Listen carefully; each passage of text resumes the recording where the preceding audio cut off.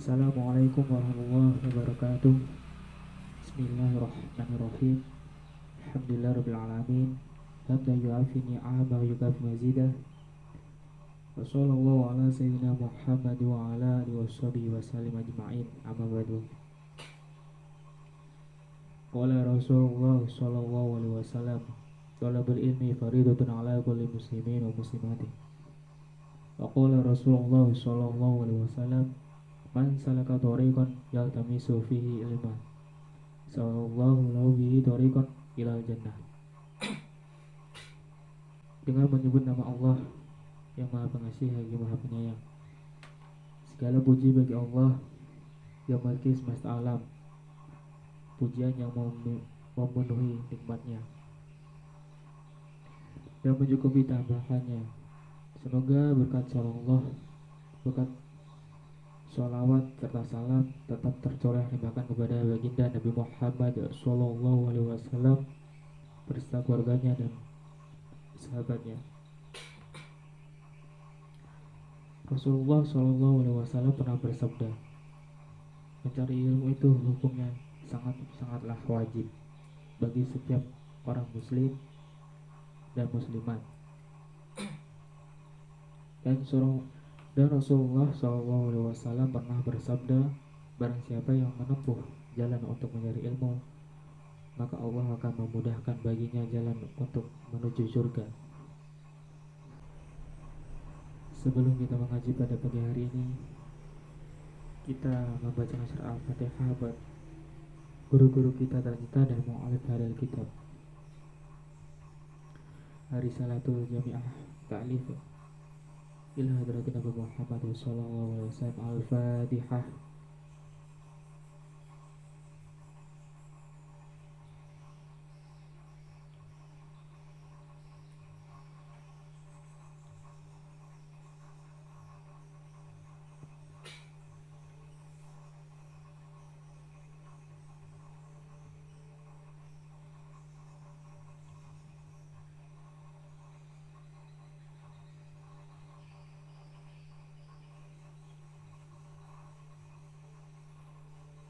Qala musannifu rahimahullah ta'ala wa nafa'ana bihi wa bihi fid darin amin.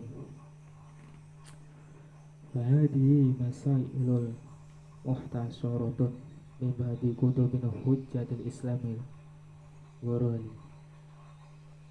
waliban man arafaha wa amila bihadar naraju lahu minallah an yakuna min ahlil ilmi dahiran wa batinan wa billahi taufik.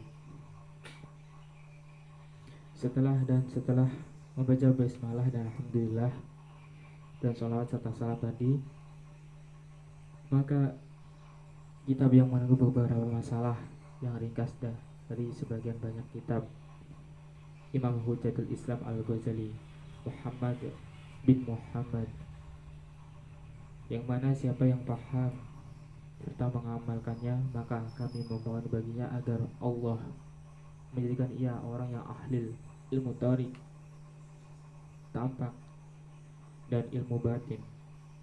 Kepadanya kami meminta pertolongan. Adapun faedah tentang hukum membaca basmalah yaitu ada 5. Yang pertama yaitu wajib. Seperti di dalam sholat kita membaca Al-Fatihah, yaitu hukumnya wajib. Dan banyak sekali hukum-hukum wajib yang diterapkan ketika sholat. Yang kedua yaitu ketika melakukan perkara yang diperhatikan oleh syariat seperti mengarang kitab dan memakai baju dan lain-lain sebagainya.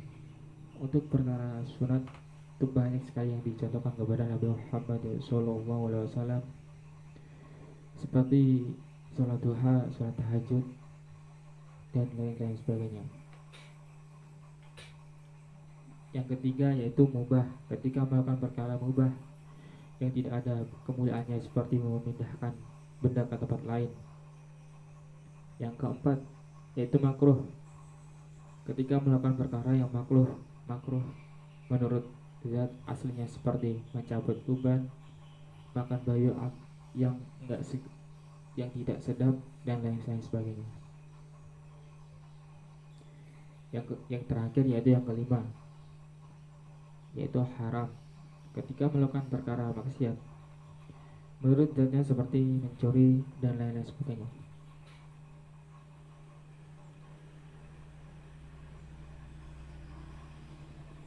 Memasuki yang bab yang pertama, yaitu Arkanul Islam.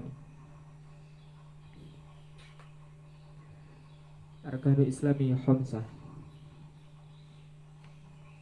Syahadatu an la ilaha illallah wa anna muhammadan rasulullah wa iqamis shalat wa ita'iz zakati wa shaumu ramadana wa hajjul baiti man istata'a ilaihi sabilan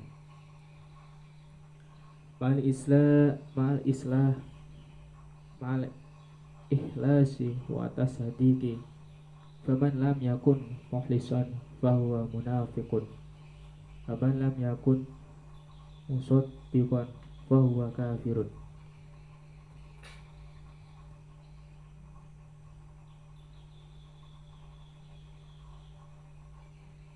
Bab ini menerangkan yaitu rukun-rukun Islam.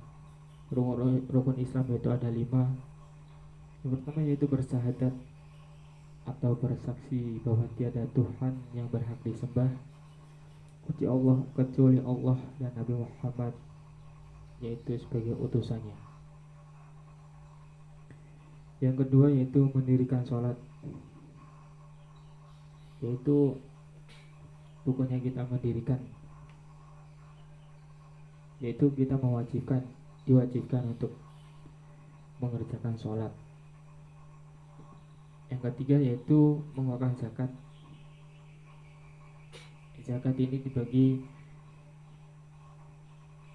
bermacam-macam di kitab-kitab lain, yaitu zakat mal, zakat fitrah dan lain sebagainya.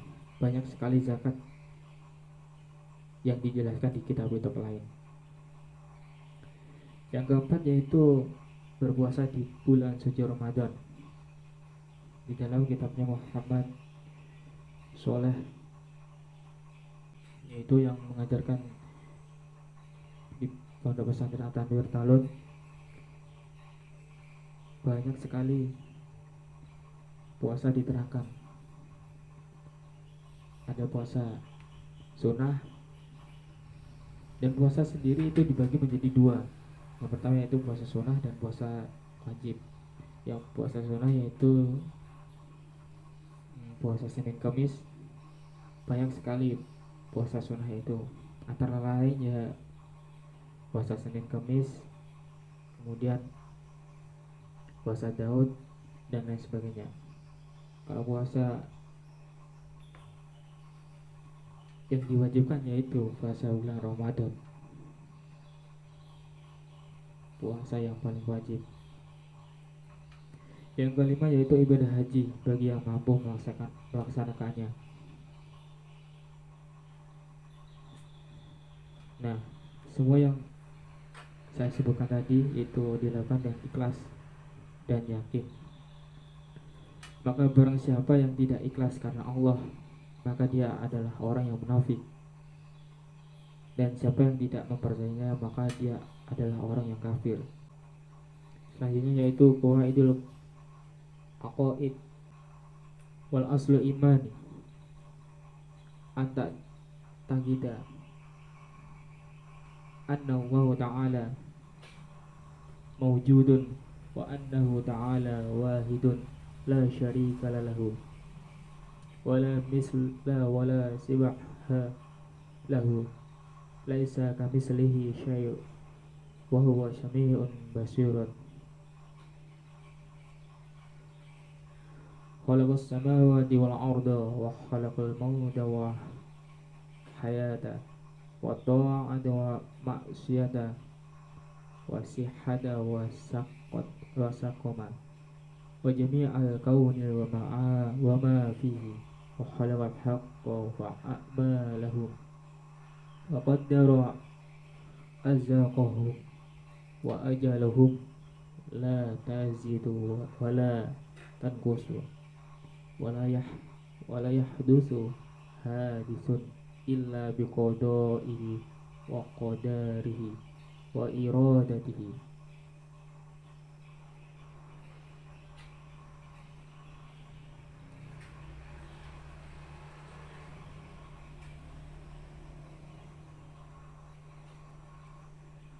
Dan adapun pokok iman itu adalah engkau meyakini bahwasanya Allah Shallallahu Alaihi Wasallam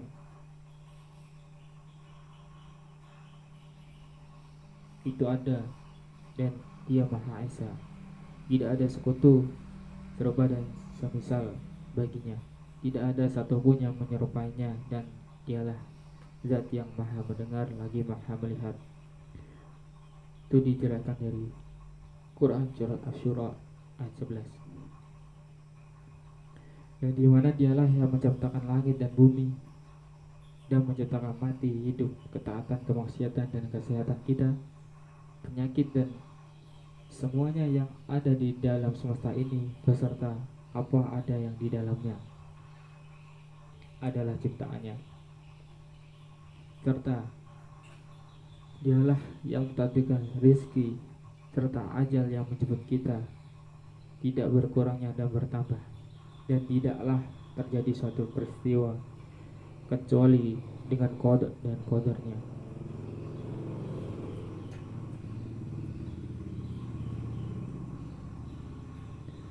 Wa annahu ta'ala hayyun alimun muridun qadirun mutakallimun sami'un basirun ya'lamu ha'inata ayyuni wa ma tukhfi sudur wa ya'lamu sirra wa akhfa khaliqan kulli syai'in wa huwa wahidun qahharu.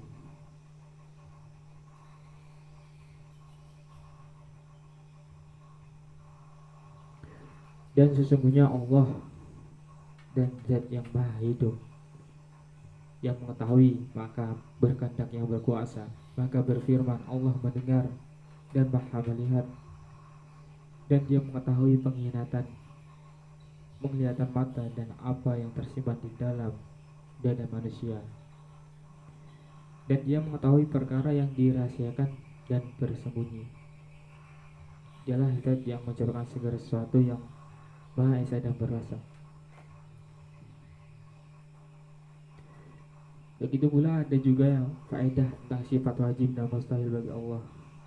Sifat wajib yaitu ada 5. Sifat wajib yaitu ada 20, yaitu yang disebutkan dengan wujud, ada baqa, wa khalafatul hawadisi, qiyamuhu binafsihi, berdiri dengan sendirinya, wahdaniyat yaitu tentang kodrat, kuasa, irodat, ilmu yaitu mengetahui, hayat yaitu hidup, sama mendengarkan, basrah melihat, kalam berfirman, serta kebalikannya itu disebut sifat mustahil bagi Allah. Wa annahu ta'ala ba'atha sayyidina Muhammadan abduhu wa rasuluhu ila jami'il khalqi hidayatihim wa rahmihim wa li ta'mili wa ma'ashihim wa ma'adihim wa ayyadahu bil mu'jizatil dahirati wa annahu alaihi salatu wa salamu sadiqan fi jami'il ma akhbara bihi anillahi ta'ala min umuril akhirati wal barzaki wa min su'ali lama kana du'ada bil kubri wa na'imihi. Sesungguhnya Allah Subhanahu wa ta'ala mengutus Tuhan kita baginda Muhammad sallallahu alaihi wasallam sebagai hamba dan utusannya kepada seluruh makhluk, untuk memberikan hidayah atau petunjuk mereka untuk menyebabkan kehidupan di dunia maupun di akhirat. dan menguatkan dakwahnya dengan memberi mukjizat yang secara tampak. Dan sesungguhnya Rasulullah Shallallahu Alaihi Wasallam adalah utusan yang benar, dapat dipercaya, jujur di dalam apa yang telah dikabarkan atau disampaikan itu dari Allah Subhanahu wa taala tentang perkara akhirat, alam berzaki dan pertanyaan dua malaikat tentang azab dan nikmat kubur. Wa anil qur'ana wa jami'ul kutubillahi wa nazzalatil haqqun wa malaikatul haqqun wa jannatul haqqun wan naru haqqun wa jami'al ma ja'a bihi sayyiduna Muhammad sallallahu alaihi wasallam haqqun. Dan sesungguhnya Al-Quran dan semua kitab yang diturunkan Allah kepada Nabi terdahulu itu adalah benar, dan adanya malaikat, surga, neraka dan semuanya adalah yang telah disampaikan oleh Rasulullah. Ini adalah benar dan semua benar dan nyata. Faedah tentang sifat wajib dan mustahil bagi Rasulullah, bagi Rasul, yaitu ada 4. Yang pertama yaitu sidik, yang artinya jujur. Antonim dari kepada jujur yaitu kadzib, yaitu berbohong. Yang kedua yaitu amanah, dapat dipercaya. Dan antonimnya yaitu khianah, yaitu berkhianat. Yang ketiga yaitu tablik, yaitu menyampaikan.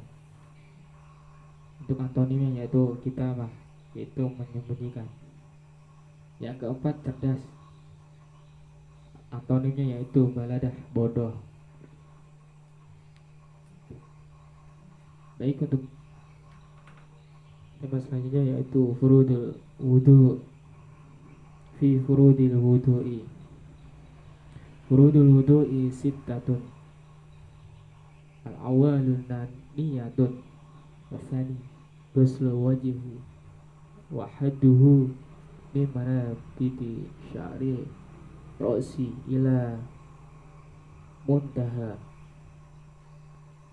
lajaini wa daqani tulan wa arada minal uduni ilal uduni salis ghusl yadayhi ilal mirq faqain rabi'un mas'ula syai'in min basyari bi ra'si au sya'ri fil haddi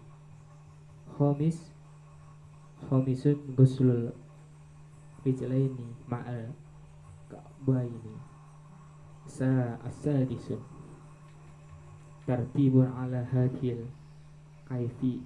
kaifiyati,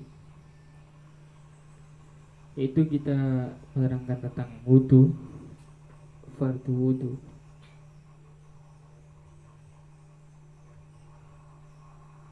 Fardunya wudu yaitu ada 6. Yang pertama itu berniat. Berniat itu berada di hati ketika kita membasuh wajah. Di dalam kitab-kitab yang saya baca, ya pengarang kitab Muhammad Soleh, karena saya juga pernah mondok di sana, yaitu beliau berkata ketika kita niat wudhu, yaitu samakan dengan niat membasuh muka bersamaan. Yang kedua yaitu membasuh wajah. Adapun dari tempat tumbuhnya rambut kepala sampai tempat tumbuhnya gigi bagian bawah sampai janggut. Jadi kita berwudu itu dari pangkal atas sampai dagu. Untuk yang samping sini sampai sini. Jadi harus merata.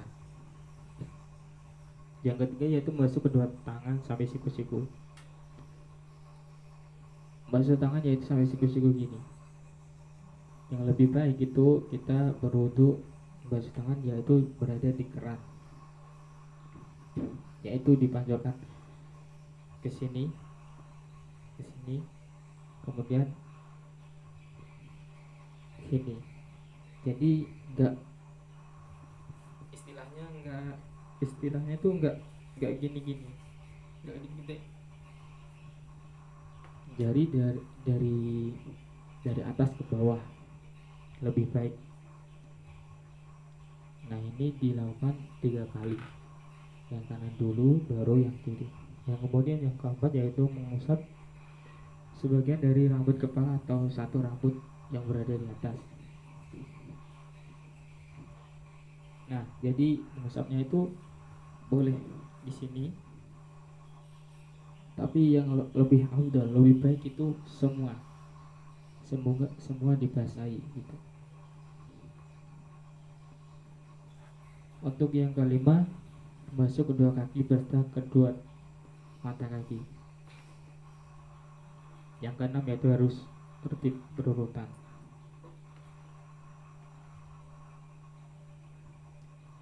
Kemudian yang selanjutnya gusul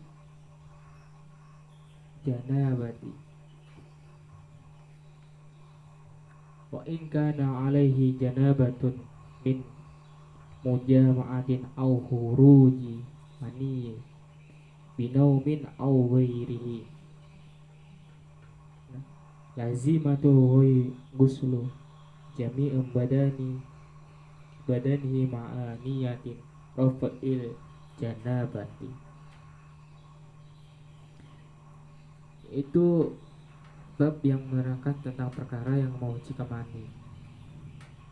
Nah, mandi ini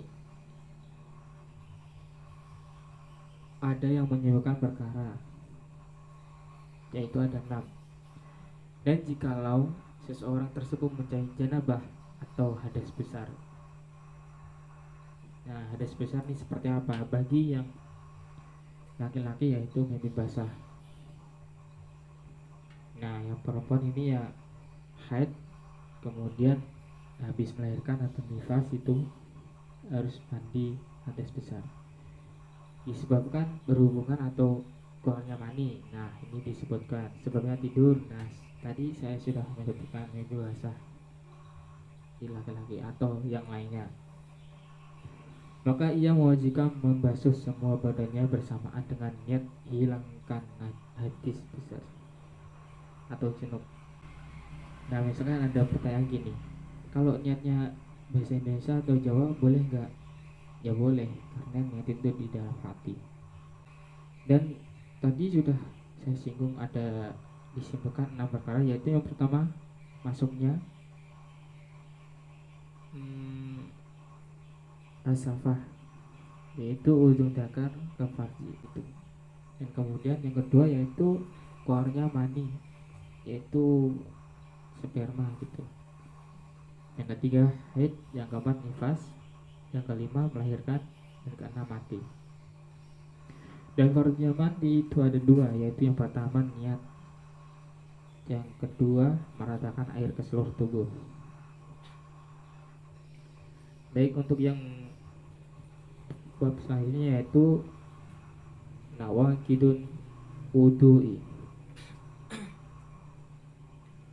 wa yanqudu wudu'a al kharijul min ahadi sabilaini kubulin awid tuburi ala makana wa yanqudu wudu'al zawal lu a'li binaumin aw ghairi illa naumamu kinin ma'adaduhu minal ardi wa yanqudu wudul musul qubuli au duburi au dami minhu au min ghairihi bil batini kafihi wa buduni asobihi kabiran kana au sogiran walau waladahu walau mayyitan wa yanqudu wudu al itiqa'ul basyaratai rujulin wa mra'atin kabirati ajnabi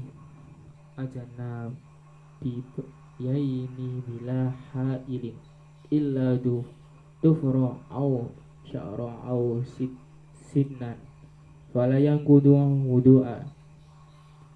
Bab ini menerangkan tentang perkara yang membatalkan wudhu.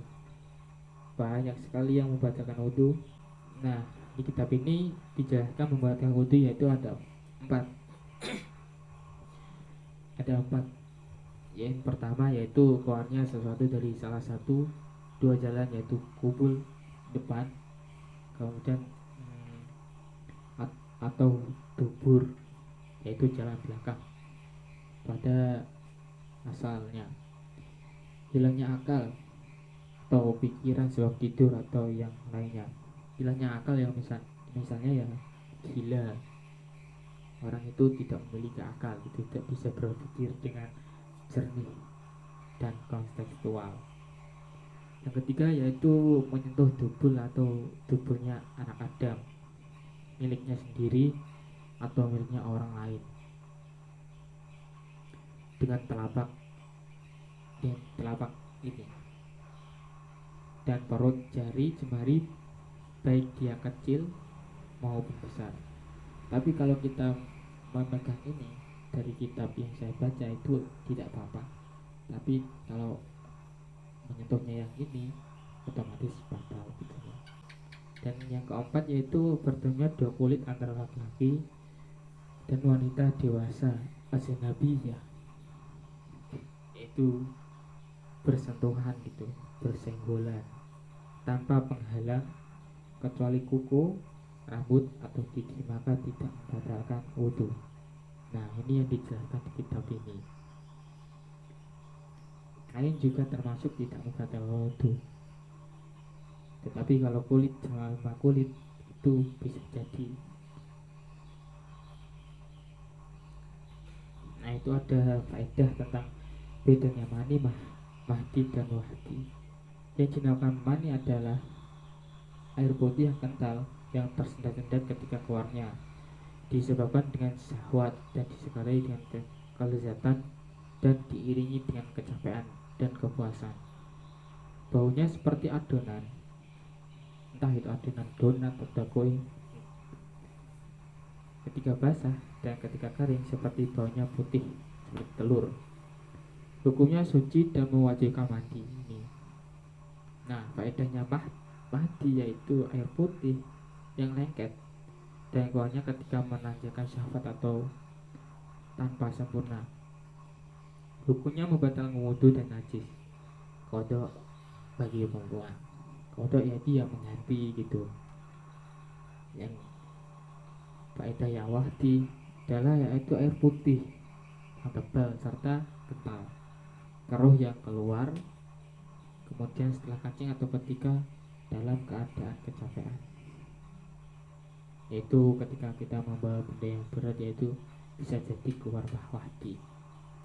Kemudian yang bab selanjutnya yaitu syurutul syihhati sholati wa syurutul sholati ma'rifatu duhuli waqtil biyaqinin aw bijtihadin aw ghalabati dunnin fa in sholla ma'a syakki lam tasihha sholatuhu wa syurutul ma'rifatil kiblati wa yajibu satrul awrati bisatiri tohirin mubahin wa yajibu rafa'un najasati minas thawbi wal badani wa makani wa yajibu ala qadiril an yusalliya farada qa'iman. Nah, di bab ini menerangkan yaitu syarat sahnya sholat, yaitu seperti apa. Jadi kita juga ada rukun sholat, salah sholat. Nah, di bab ini kita menerangkan syarat sahnya sholat, yaitu ada 7 yang di kitab Risalatul Jamiyah. Yang pertama yaitu mengetahui masuknya waktu sholat dengan yakin atau istihad. yaitu keyakinan atau dengan kesangkaan. Oleh karena itu, barang siapa yang sholat dengan ragu-ragu atau biasanya yang disebut orang Jawa yaitu mamang, maka sholatnya tidak sah. Jadi ketika kita akan melakukan sholat, yaitu ya percaya aja, yakin gitu, yakin. Yang kedua yaitu menghadap kiblat. Pasti ketika sholat kita harus menghadap kiblat. Kiblat kita mah yaitu makan, ya, Ka'bah. Wajib menghadapkan kiblat Ka'bah ya, menurut Imam Syafi'i. Maka tidak cukup kalau menghadap ke arah saja, menurut pendapat Mu'tamad, yaitu menghadap secara yakin ketika tidak ada penghalang atau mushalin dengan Ka'bah. Kalau ada maka dengan dugaan. Yang ketiga yaitu menutup aurat dengan tertutup. Ya pasti ketika kita akan mengerjakan ibadah atau sholat, kita harus menutup aurat karena kita istilahnya akan berkomunikasi kepada Allah Subhanahu wa taala. Seenggaknya kita harus sopan, apalagi ketika kita berada di rumah Allah yaitu masjid. Kita harus sabar gitu. Nah, aurat ini untuk laki-laki yaitu dari pusar sampai ke lutut terus tertutup. Ketika ada pertanyaan gini, kalau laki-laki ketika laki-laki sholat lepas baju gimana mas? Yang penting bosannya ketutup, boleh. Nah tapi ada satu, tapi kan tidak sopan. Masa mau ke masjid, mau Jumatan gitu misalkan, kita sholat kita copot baju, kan enggak kan? Nah, untuk yang aurat perempuannya itu seluruh badan itu tertutup kecuali telapak tangan dan muka. Yang keempat, menghilangkan najis, suci dari pakaian, badan dan tempat. Yang kelima, suci dari hadas kecil dan hadas besar. Tadi sebelumnya sudah dibahas hadas-hadasnya. Yang keenam yaitu mengetahui di dalam kefarduannya. Yang ketujuh, hendaknya tidak meyakini fardu dari fardunya sholat itu ada yang sunnah. Tentang syarat wajib sholat yaitu 1. Pasti beragama Islam. 2. Baligh. 3. Berakal. Yang keempat yaitu suci dari hadas, haid dan nifas. Yang kelima, sampainya dakwah atau ajakan Islam. Yang terakhir yaitu selamatnya panca indera. Baik, yang selanjutnya yaitu furudus sholati. Furudus sholati an-niyatu wa takbiratul ihrami ma'aniyati wa qira'atuhu fatihi bil basmalati wa tasydidati arba'a asyrata wa ihraji doti minal doni wa laysa fi fatihati do'un summa ruku'un wa yajibu an yanhaniya bihaisu tanalu rohatahu rugabataini wa yadama inna fihi wujuban hatta taskuna do'u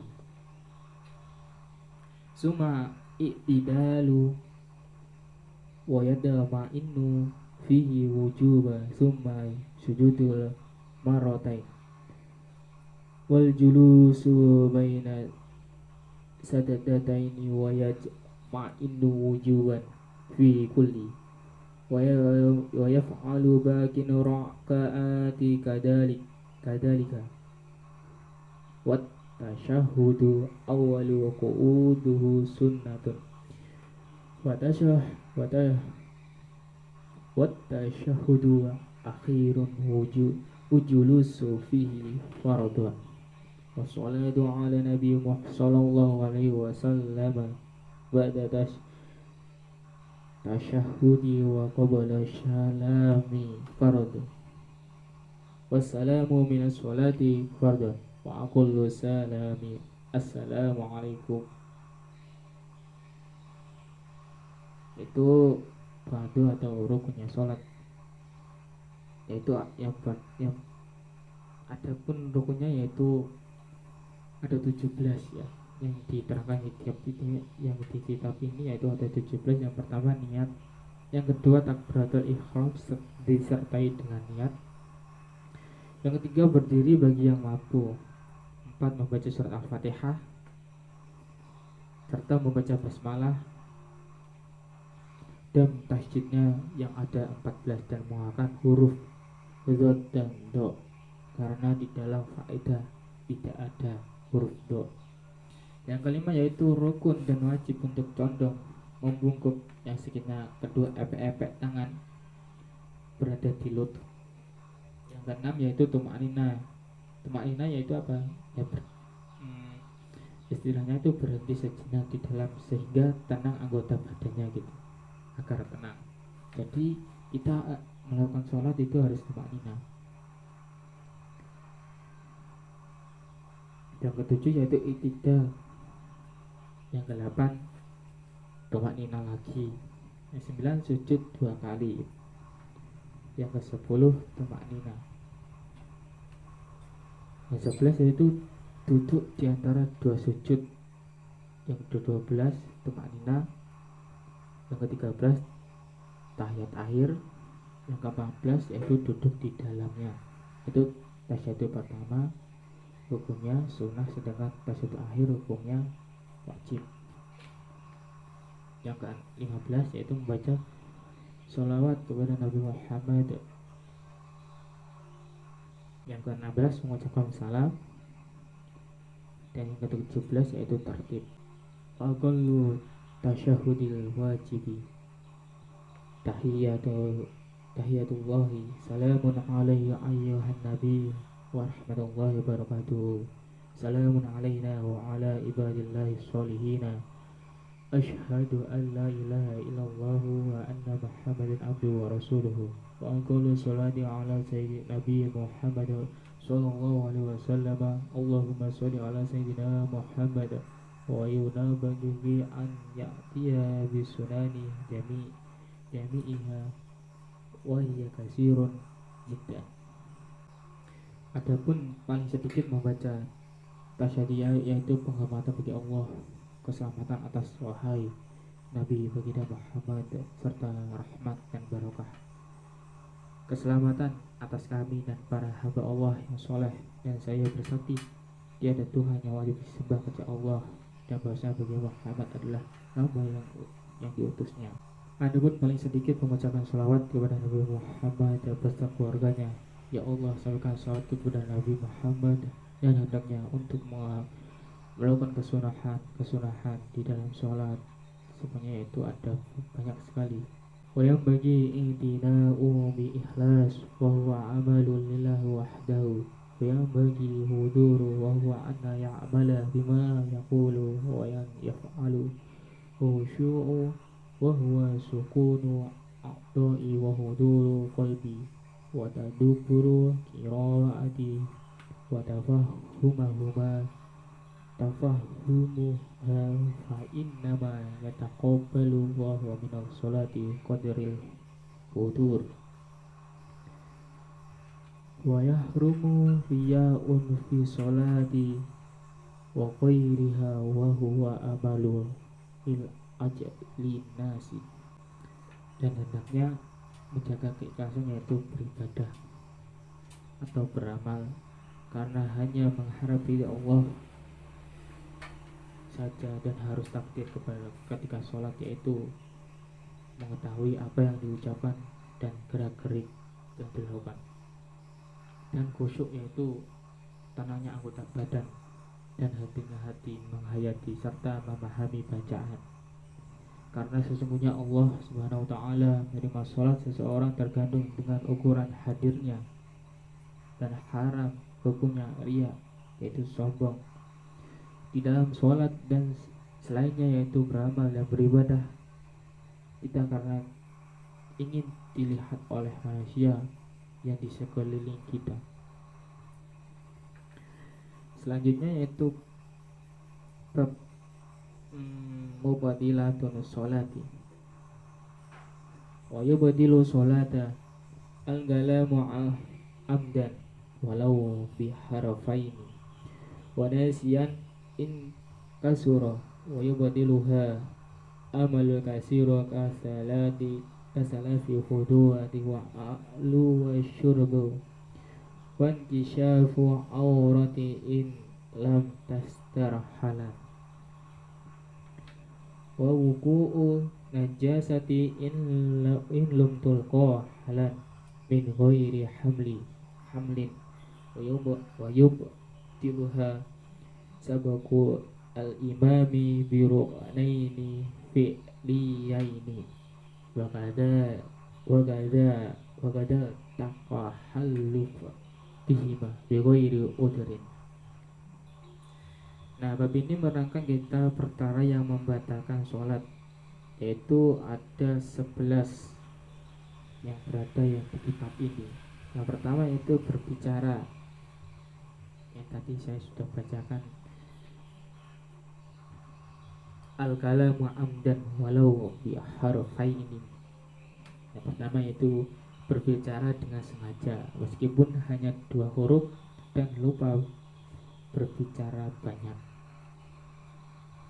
Ya pasti kita sholat itu tidak boleh berbicara kecuali yang sudah diwajibkan seperti Al-Fatihah dan lain-lain sebagainya.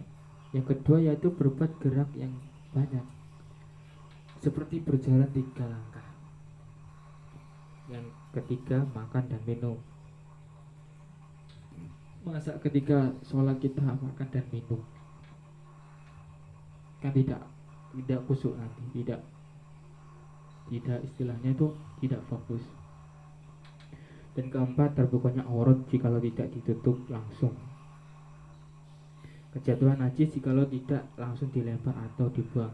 Yang keenam yaitu sebabnya hadas, mendahului imam dengan 2 rukun fi'li, yaitu gerakan, mendahului.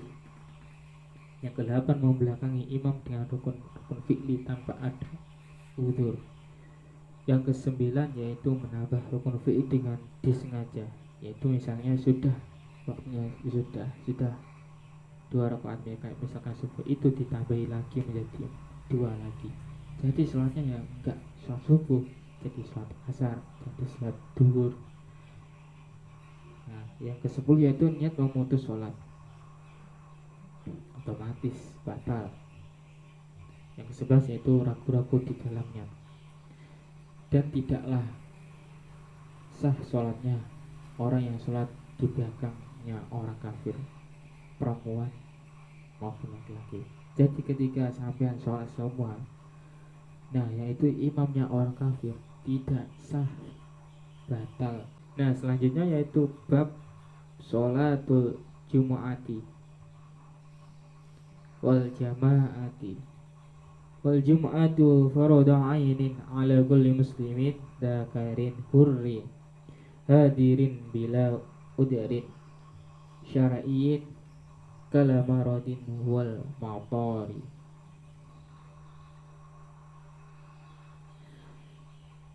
Wa min syurutil jum'atin khutbataini wa arkanuha hamdulillahi ta'ala wassalatu ala nabihi sallallahu alaihi wasallam wa wasiyatul bitaqwa wa qira'atul ayatin minal qur'ani mufahimatin fil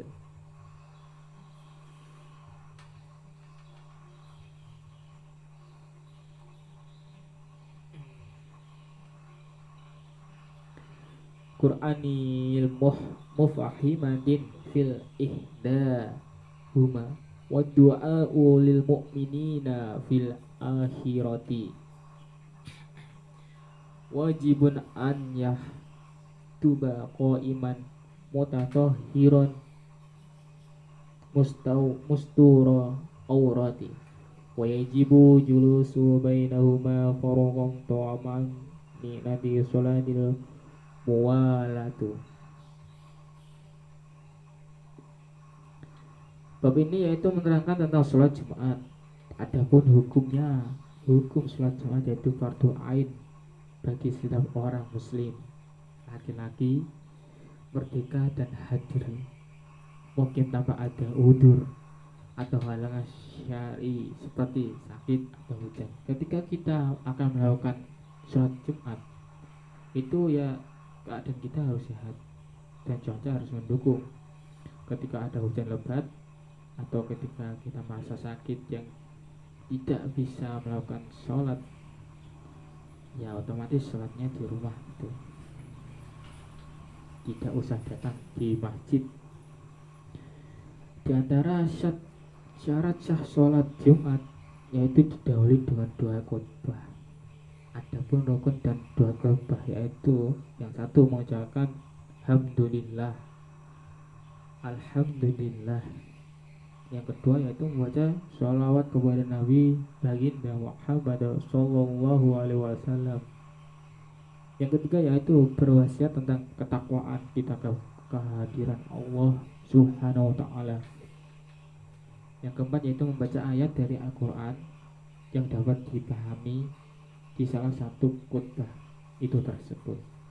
Yang terakhir yaitu mendoakan bagi orang mukmin di khutbah terakhir. Dan wajib khutbah dalam keadaan berdiri dan keadaan suci, tertutupnya aurat,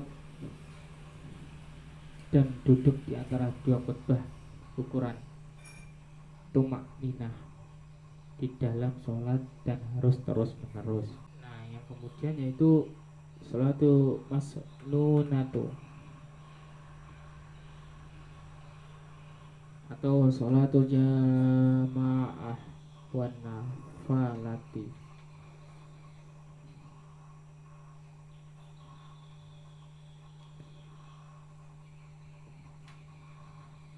Wa sholatul jamaati sholatul janazati fardun kifayatin. Wa idani wa kusufani wa widru sunanun mu'akkadatun wa gada wa rawatibun sholati duha wa tarawi bihun sunanun laha fada'alun wa thawabu adimun. Nah, bab ini kita menerangkan sholat jamaah dan sunnah. Adapun sholat berjamaah yaitu sholat jenazah itu hukumnya fardu kifayah, satu kewajiban jikalau sudah ada yang melakukan, jadi perwakilan itu tidak apa. Dan adapun salat Idul Fitri dan Idul Adha itu kusyuf qamar, khusyuk dan khusyuf syam itu sunnah muakkad, sunat yang dikuatkan, sunnah yang dianjurkan, sunnah yang diwajibkan itu sunnah hukumnya yang di dalam terdapat pahala yang sangat-sangat besar ketika kita mengerjakan sesuatu yang ada sunnah muakkadnya. Nah, selanjutnya kita melakukan atau menerangkan bab siyam yaitu bab sholat. Wa amma saumu wa huwa thilisul arkani islami wa huwa imsakun ma'rufun ala wajhi mahsumsin. Aminuhu niyatun likulli yawmin wa tabiyinuha minal layli wa imsaku al mufattirati minal ta'ami wa syarabi wa jima'i wal istimna'i wa mubasharatin wa istiqomati bi ijtiyari. Bab puasa. Adapun ibadah bab puasa termasuk rukun Islam yang nomor 3, yaitu yang dinamakan puasa adalah suatu penahanan yang sudah diketahui, yaitu menahan dari segala perkara yang membatalkan puasa, dari terbitnya fajar sampai terbenamnya matahari, dengan cara atau niat tertentu, dan di antara rukunnya ialah harus berniat setiap hari dan menginapkannya dari waktu malam hari. Dan adapun menahan dari perkara membatalkan puasa yaitu menahan makan, minum, terus ijma hubungan sama istri, atau melakukannya mani dengan secara langsung, meminta agar muntah dengan secara sengaja atau disengaja, dipaksa atau disengaja gitu.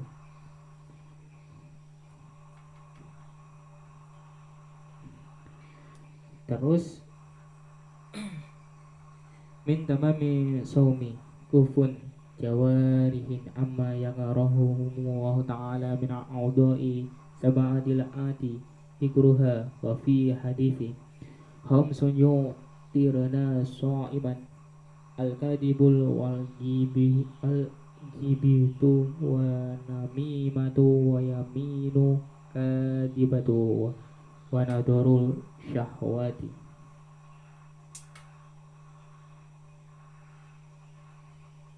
Wa min tamami shaumi taharri iftara ala halalin wa adamu istighfari min a'li wa yanbaghi istighfaru minal shaumil la siyama ayyamu fadilatu fi syar'i wallahu a'lamu wa billahi taufiqun.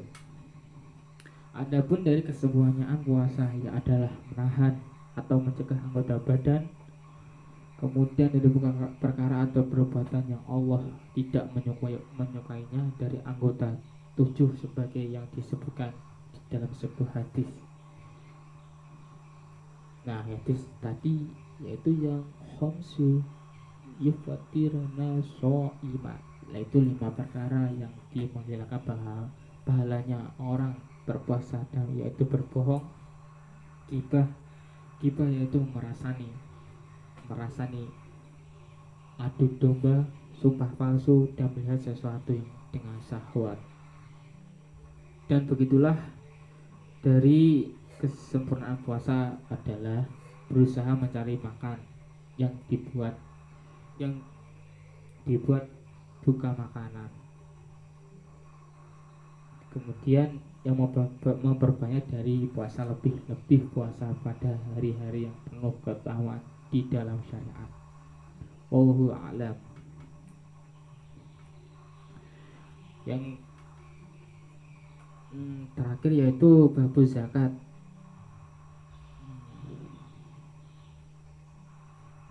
Bab zakat.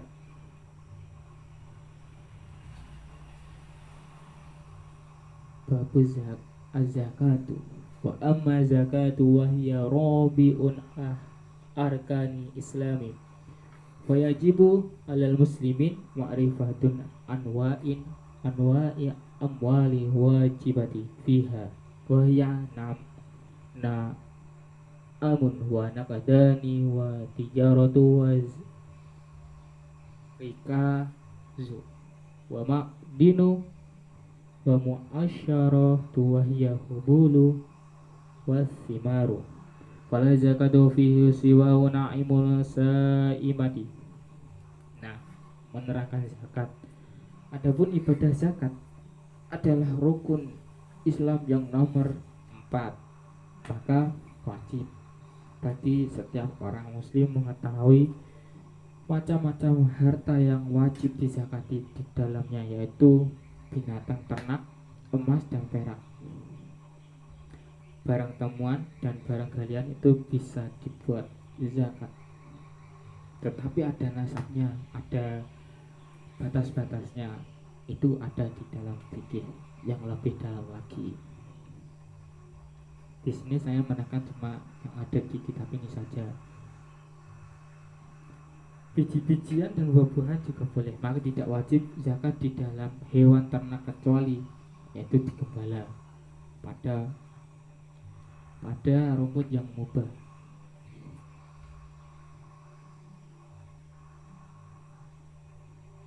Kemudian wa yustarudu haulul laha wa kadzalika yustarudu in nuqudi wa tajarati.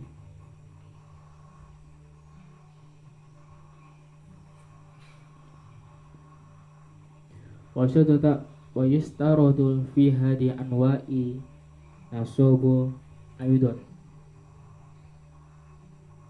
wa wajibu naqdaini wa tijarati rubu'u usri wajibu hubulin wa thimari allati suqiyat bi mu'natin usru wa bi ghairi ma'unatin usra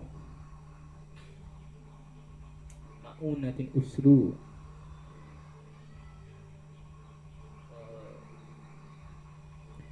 Nah, begitu pula dan disyaratkan harus lewat setahun untuknya.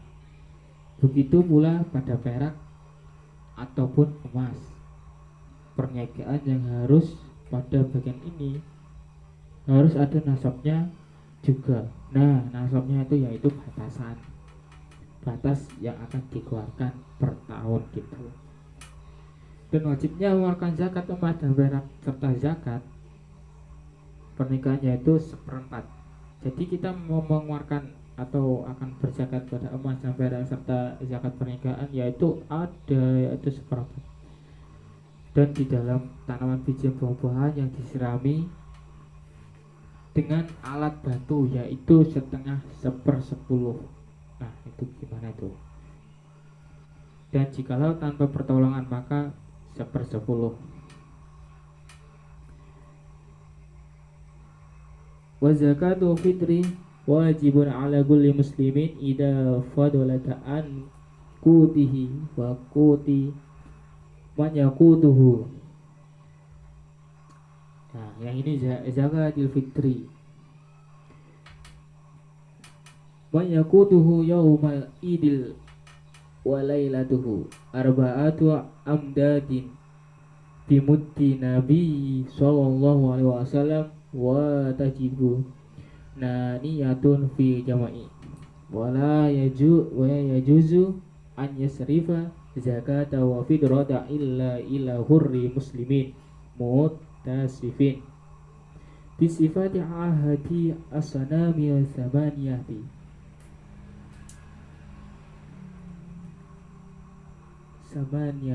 samaniyati. Terus ada mashariful zakat kaf fakiri wa miskini wa kaunu ghairu. Nah, yang masyarifu zakati itu ya wala ya juzu.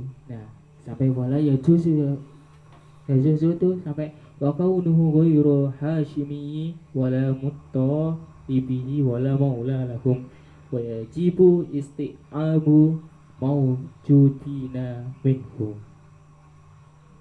Nah, adapun zakat fitri itu wajib hukumnya, sangat-sangat wajib bagi setiap orang muslim jikalau lebih dari makanan pokoknya atau kebutuhannya sehari-hari yang dia miliki, dan makanan pokok orang yang wajib nafkahinya pada hari raya dan malamnya. Wajib di sini bukan kita memiliki, maksudnya gini, ketika kita nasabnya itu ada per tahunnya itu wajib, tetapi kalau tidak ada ya itu ya tidak diwajibkan, tapi orang itu akan diberi dari zakat-zakatnya orang tersebut. Melakukan yang yaitu melakukan 4 mud, yaitu 1 sok dengan mudnya Nabi Muhammad SAW, dan wajib berniat di keseluruhan, dan tidak boleh zakat tersebut ditasyarufkan atau disahurkan kecuali kepada orang yang merdeka atau muslim yang disifati dengan salah satu golongan yang ada 8 mustakin. Nah, biasanya secara umum Ini zakat kayak zakat perniagaan, zakat emas, perak itu jarang-jarang sekali. Karena sudah pada umumnya itu banyak-banyak tuh beras, beras atau uang gitu. Kalau beras itu dihitung biasanya zakat melakukan zakat itu 2,5 kilo. Tapi biasanya ya juga dibulatkan. Mungkin penjelasan dari kitab ini saya sudahkan, saya tutup. Misalnya ada salah dalam penjelasan saya, mohon maaf atas sebesar-besarnya. Saya tutup. Assalamualaikum warahmatullahi wabarakatuh.